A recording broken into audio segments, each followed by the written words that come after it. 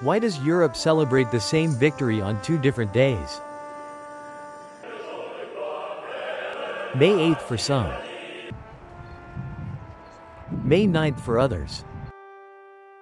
One day honors peace, the other parades power.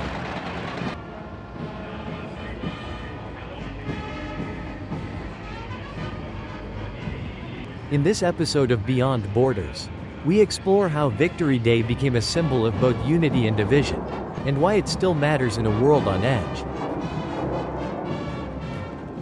Hostilities will end officially at 1 minute after midnight tonight, Tuesday, the 8th of May.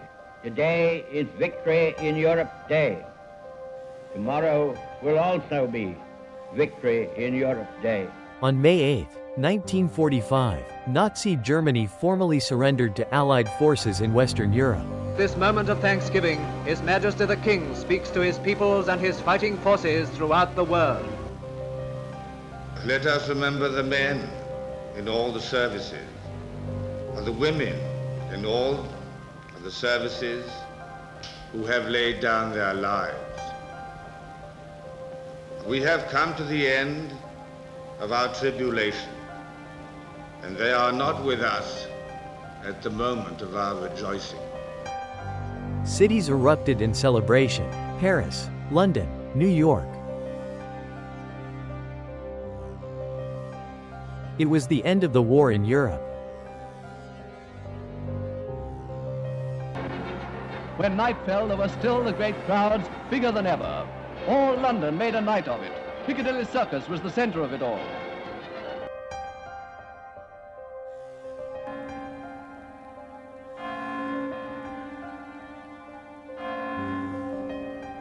But in Moscow, it was already past midnight. For the Soviet Union, the surrender was recorded as May 9th. And so, 2 days, one victory.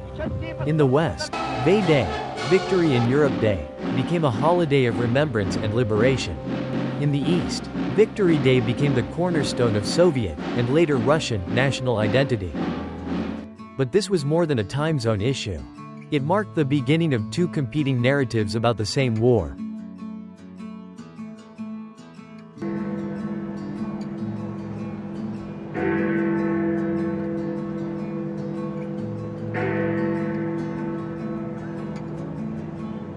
In Western Europe, Victory Day evolved into a day of reflection.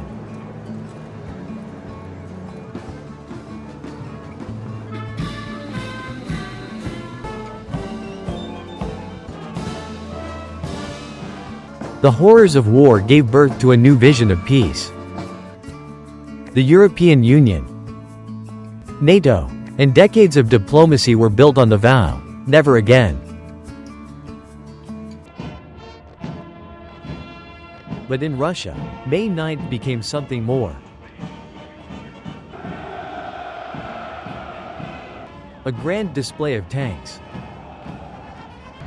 missiles,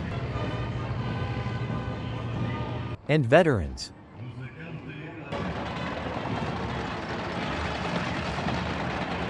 Not just remembrance, but resurgence. The Soviet Union lost over 20 million lives in World War II. The fields of corn were made by God to feed his children. The senseless jackboot of a German tramples it into the ground. The swaying stalks conceal an army of murderers awaiting the chance to kill. How many years will it take the world to put this right? For many Russians, May 9th is sacred. But it also serves as a powerful political tool, projecting military strength, historical legitimacy, and national pride. And not everyone agrees with that narrative. Across Eastern Europe, the legacy of Victory Day is far more complex. Countries like Poland, Lithuania, and Ukraine were liberated from Nazi rule, only to fall under Soviet domination. For them, May 9th often symbolizes occupation, not freedom. In 2015, Ukraine officially rejected May 9th as its day of remembrance, switching to May 8th like the rest of Europe. And in 2023, President Zelensky renamed May 9th as Europe Day, aligning Ukraine with the European Union. Victory Day now reflects more than past wars. It reveals today's battles over narrative, sovereignty, and identity.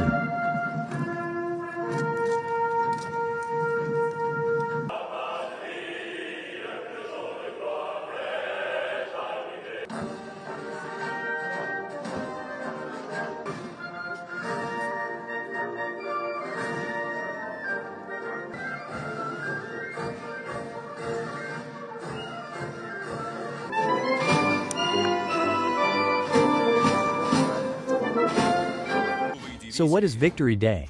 Really? A celebration of peace? A remembrance of sacrifice? Or a stage for political power? It depends who you ask.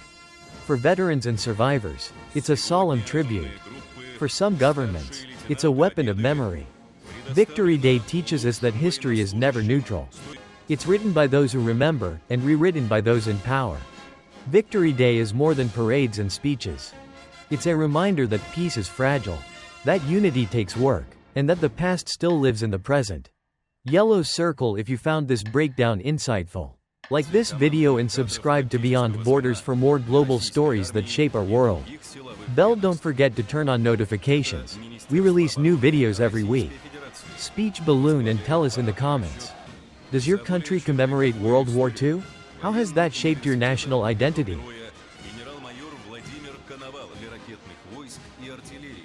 Более 100 выпускников Академии героями Советского Союза и России, предназначенным для эксплуатации новейших ракетных комплексов Национальной гвардии России. Во главе парадного расчета командир дивизии генерал-майор Николай Кузнецов осуществляет сводный военный оркестр Московского гарнизона под руководством главного военного дирижера Якина.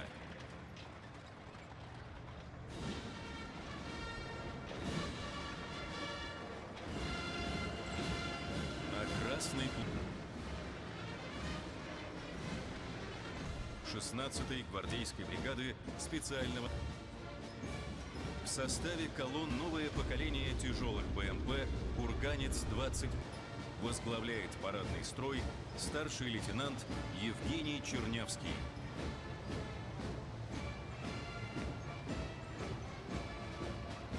Дует парадным расчетом капитан Ильдар Каюмов. На Красной площади колонна современных рябчиков.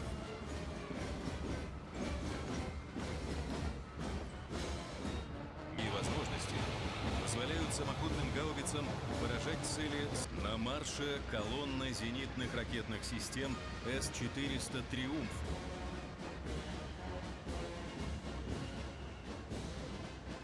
Стратегического назначения. В ее составе мобильные возможности комплекса «Ярс» позволяют в короткие сроки скрыть